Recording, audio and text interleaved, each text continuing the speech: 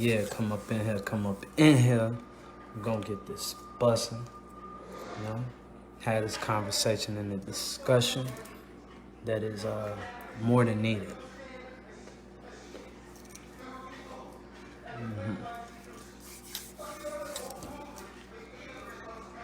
Let some of y'all get in here before I go in.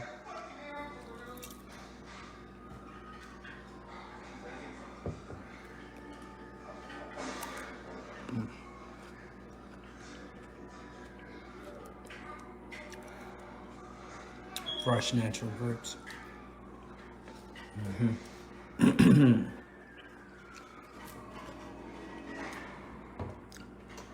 Get this shit bussin'.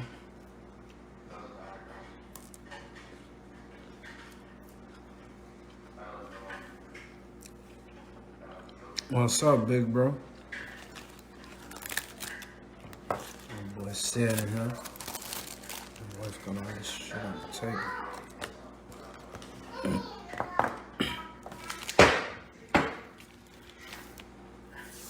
Let some of y'all get in here before we start this.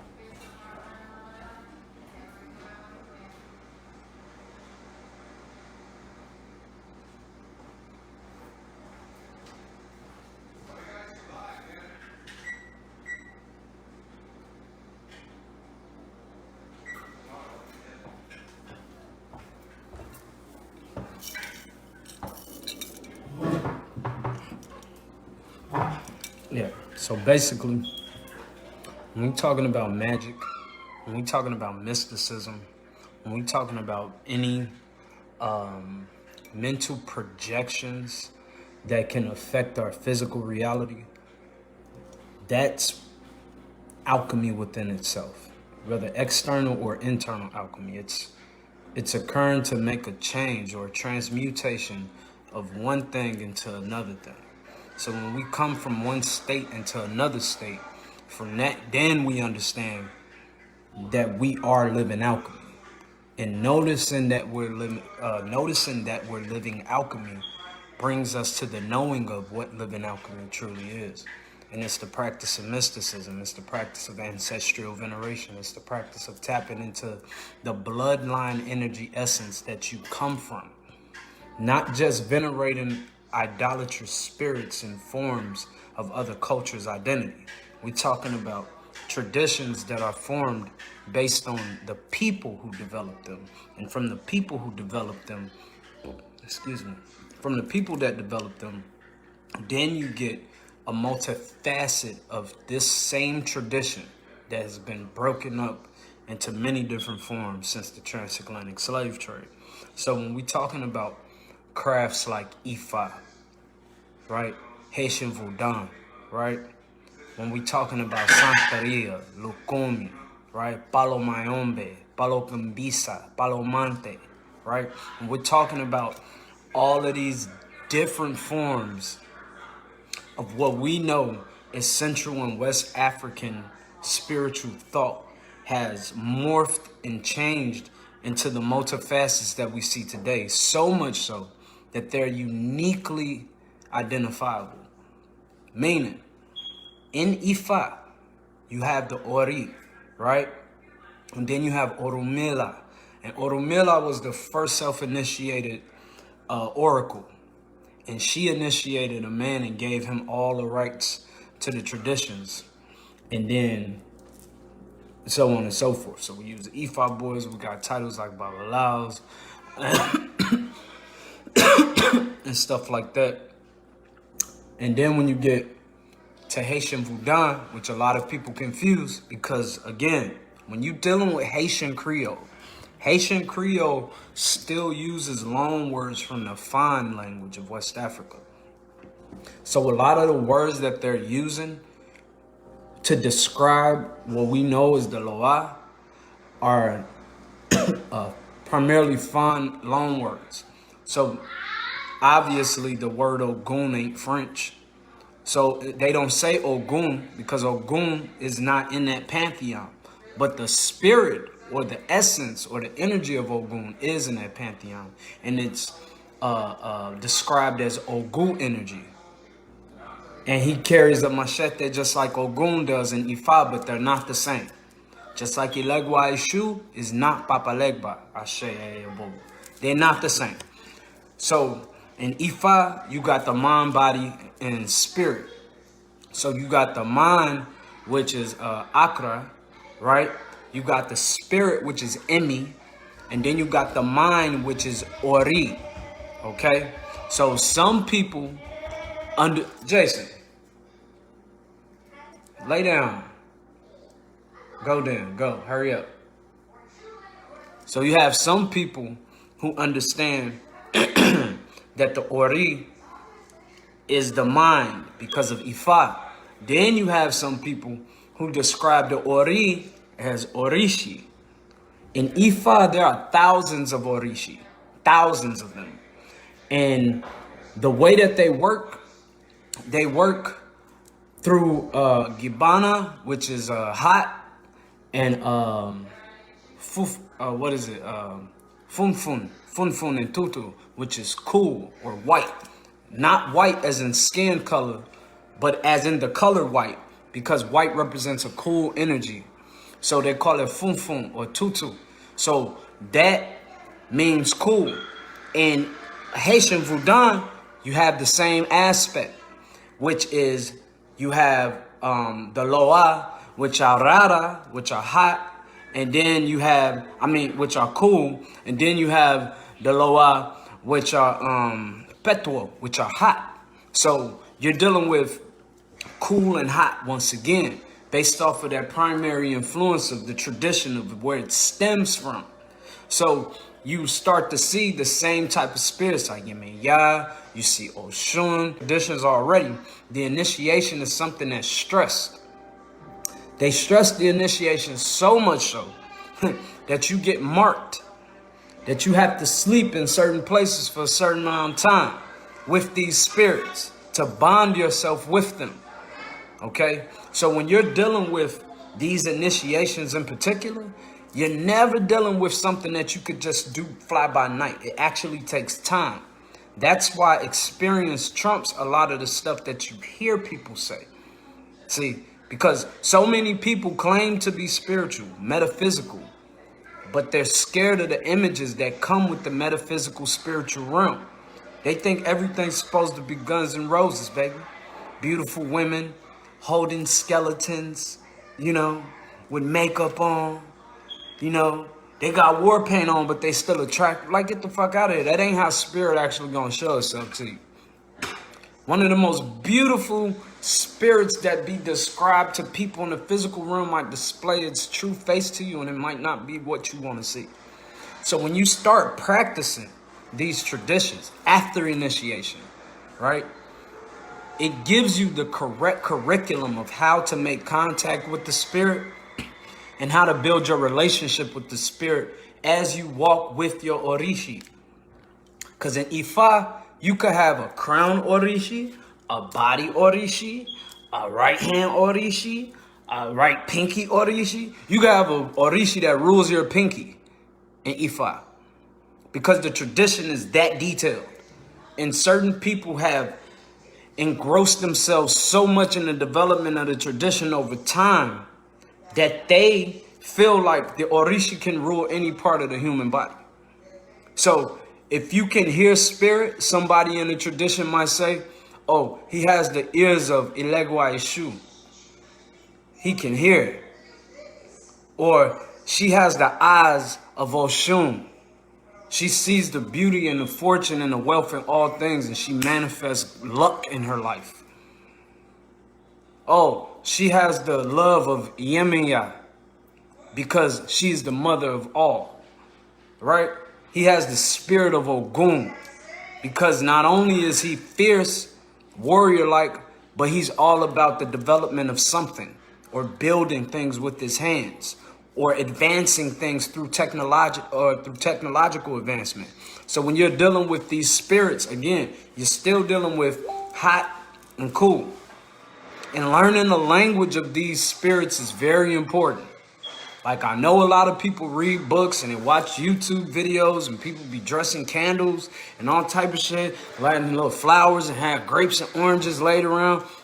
And then they be like, oh, I just lit a beautiful candle to Oshun, and she's just gonna bless me, and we're just gonna do self-love right now. And I'll be sitting there as an actual initiate, as an actual practitioner of the craft, like, what the fuck are they talking about? Because there's a lot of things that have not been spoken about, right? Because they don't know. And then there's a lot of things they speak about because they might have heard an actual initiate who was trying to guide them and told them, well, don't do that, do this. And then they took that little bit of information and ran with it as if they are actually initiates. And that usually ain't the case.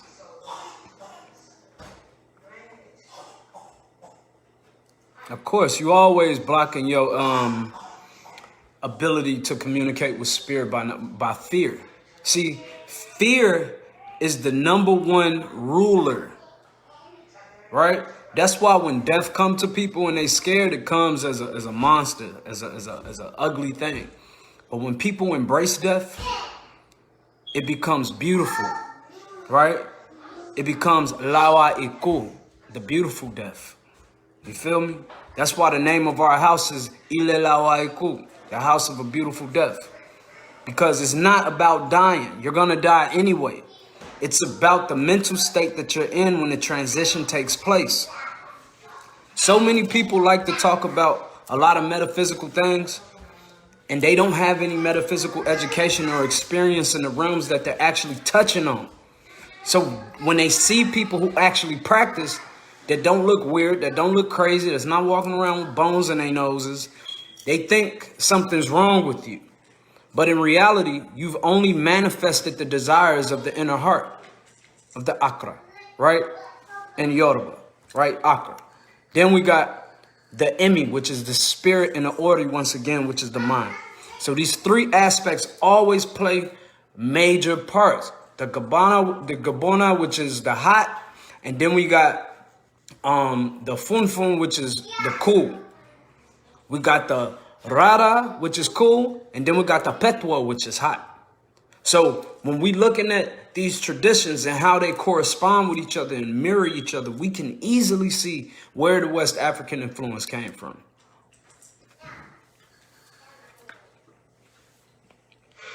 What's happening? What's happening?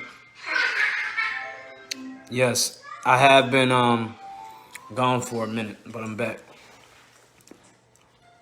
But we definitely always blocking our own ability to get foresight and step into a higher physical plane. See, you can alter this reality so much so that the way that you work this and speak with the lashon, the tongue, or the lisan, the tongue in Hebrew and Arabic, see the similarity? You start to understand that these things are what give you power. That's why all the biblical texts and all of the Torah and all of the Quran and all of the Gilgamesh epics, the Ahadi Kahaj, the Bhagavad Gitas by the Hindus and all of that stuff, you got all of these different interpretations of the Creator speaking things into existence. I don't care what you're talking about. Buddhism, Hinduism, isms, God damn it, all the isms is talking about the power of the spoken word or the power of the mighty tongue. So when you deal with what the older priesthoods would do when they were initiating people, they always initiated them under the first rule. Even gangs do this. Masons do it. Gangbangers do it. Police do it. Military do it. Politicians do it. Public officials do it. It's called silence of secrecy. Period. Everybody follows the silence of secrecy for the simple fact to protect the integrity of what they're representing. If you claim that you're a part of something, you have to protect the integrity of it. You don't give a fuck what people think. You protect the integrity of that which you claim that you are a part of. You never go outside of the integral box and say, listen, I'm going to sell myself because I've already committed myself through devotion, through initiation, through obligation. And now when it's time for me to fulfill these things, I can't. Why? Based on my own insecurity and fear of an immoral practice that I think other people think I have. I don't give a fuck what other people think I practice, if it's immoral, if it's satanic, or none of that. Because I understand their ignorance is bliss. But bliss means joyful. So remember that. Those who are in ignorance are often happy in their ignorance because their fear won't allow them to reveal themselves to the truth. It's just a fact. At the end of the day, they don't call me the miraculously manifested mystical mouthpiece for nothing. Every time I ever spoke something, it came true.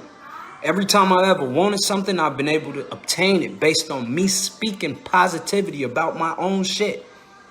Yeah, we all gods and goddesses to a certain degree, but some of us ain't shit. Some of us are golem, which people call clones. And if you studied the Talmud, if you studied other cultural texts that have been endowed in mysticism that they utilize every day to take the masses, you stupid motherfuckers are no more than you think you know. It's going to take more than YouTube videos for y'all to really understand what is taking place here without you doing due diligence and practice in actual real time. Ain't nobody got time for a lot of book read YouTube philosophers with no existential experience, which means, can I teach you what I learned based on what I actually experienced? Give you the evidence and a reason to come to your own conclusion afterwards. Because that's what it's about. I don't like being in a pool full of people where everybody fucking agree with me. Don't agree with me. Challenge me.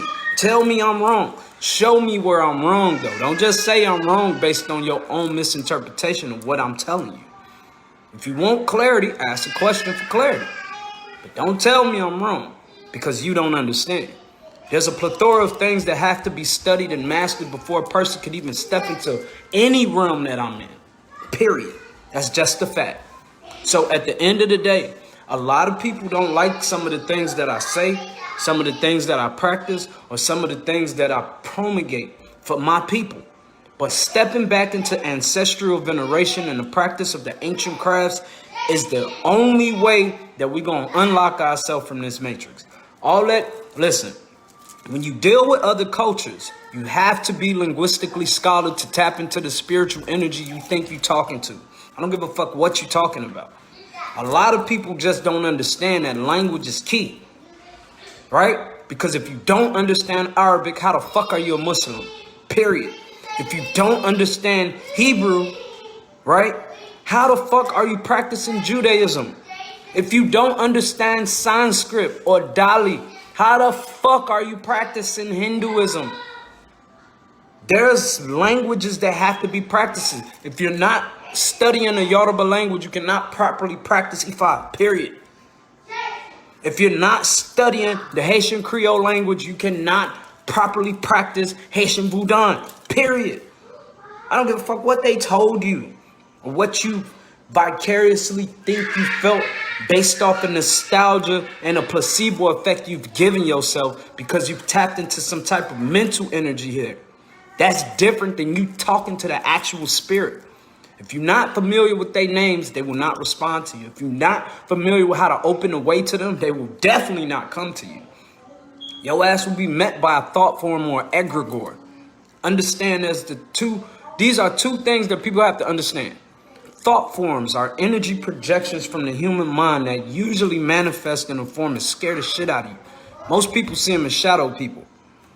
Then you have egregores, which are actually programmed entities, usually for the assistance or protection or the guidance of the individual who summoned them or created them. The golem of the Hebrew text is the same concept. You make the clay, you put the air, you put the breath in it like God did Adam, and then it becomes animated.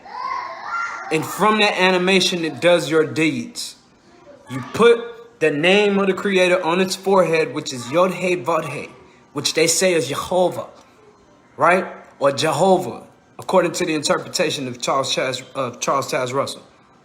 So when you start understanding the language, then you can tap into those sacred tones. But when people don't understand wave tones and frequencies in reality, they don't understand how powerful language is and how language emits what we see as imagery. They don't understand that. When people don't understand what Baphomet means, scares the shit out of them. When people see Oshumare and don't know that Oshumare is actually an Orisha, it's like I see people who claim to practice a lot of shit, and then they see certain things, and then it don't align with what they claim they think they know, and now all of a sudden they're uncomfortable. Yeah, you uncomfortable because you were lured in by somebody who didn't know what the fuck they was talking about anyway. And then you got people who are initiates and will just suck you fucking dry. If I wasn't already a fly ass, handsome ass, intelligent ass nigga, I would have definitely drained a lot of people already just off mysticism alone, just off of the shit that I know. I would have definitely got over on so many people, but anybody who's ever asked me for spiritual work, they'll tell you, I usually tell them no. I usually tell them no. I usually don't do it.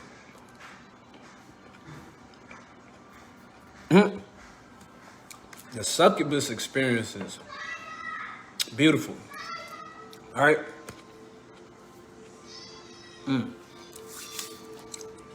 But the thing about understanding biblical mythology, or mythology period, is understanding the functionality of the entities that you're tapping into. When you look at Hatima, she's veiled already. She has horns, and her veil that covers her face is the face of an owl. So no one sees her true face. Nobody knows how she actually looks other than this design. So when you're dealing with jinn, which is what she is, you deal with a very similar energy, but jinn are just like angels in a lot of ways. They're not like demons. They're more like humans. They're more like divine humans in reality, right? According to the mythology of the Arabians. These entities are made of smokeless fire, and they can shapeshift. They can take the form of many things, including humans. So when you're talking about what a jinn is, most of the time they're going to take the form of a human. Half the time in the mythology, when they're trying to scare you, they're going to tell you a bunch of other things like, you know what, this thing's going to take the form of a black cat or a black snake or a black spider, because they associate black with negativity. But when you get into older texts, black is always represented as like the primordial ooze, or the birth of the creation of man. So it really depends, or the birth of creation of deity. It really depends on the interpretation of where people coming from. Hold on.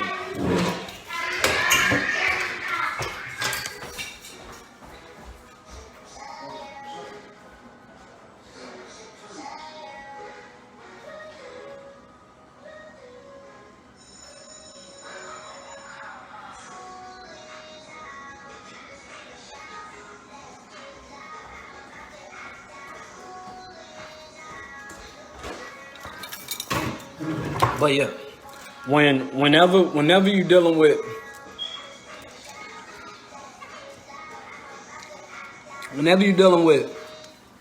the many forms of what we call voodoo, one form in particular that was developed here in America that is very effective is called hoodoo.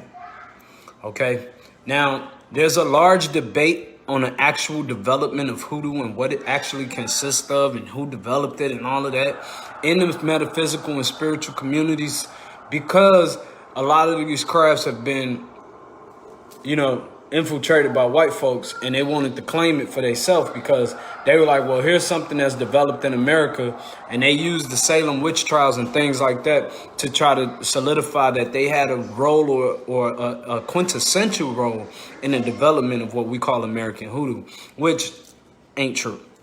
At the end of the day, hoodoo is more of the oral tradition of what we know as particularly Ifa or more Central African traditions. So when we look at the way things are developed and we look at the way a lot of things are manifested through hoodoo, is through the spoken word. So a lot of people use scriptures like Psalms. A lot of people will use like Chronicles.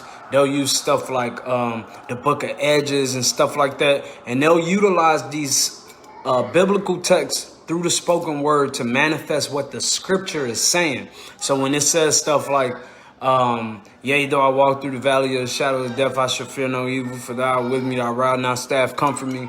That's supposed to like dispel any forms of fear that you have when you're walking through places, right?